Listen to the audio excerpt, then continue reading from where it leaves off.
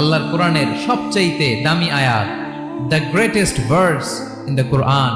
উবাই ইবনে কাব রাদিয়াল্লাহু তাআলা আনহুকে বিষ্ণু সাল্লাল্লাহু আলাইহি ওয়াসাল্লাম জিজ্ঞেস করলেন, উবাই বলো তো কোরআনের কোন আয়াতটা সবচেয়ে সেরা?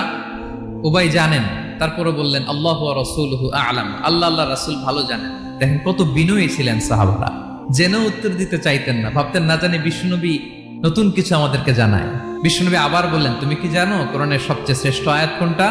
এবার উবাই ভাবলেন এবার আমি উত্তরটা দিয়েই দেই। তিনি বললেন আয়াতুল কুরসি, আল্লাহু লা ইলাহা ইল্লা হুয়াল হাইয়ুল কাইয়ুম, এটা শ্রেষ্ঠ আয়াত। বিষ্ণুনবী খুশি হয়ে উবাই ইবনে কাবের বুকে একটা চাপড় মারলেন, এরকম আদরের চাপড় দিয়ে বললেন, লিয়াহনিকাল ইলমু ইয়া আবুল মুনজির, হে আবুল মুনজির, জ্ঞান এবং প্রজ্ঞা তোমার জন্য মোবারক হোক, তুমি ঠিক বলেছো। সুবহানাল্লাহ পড়ে।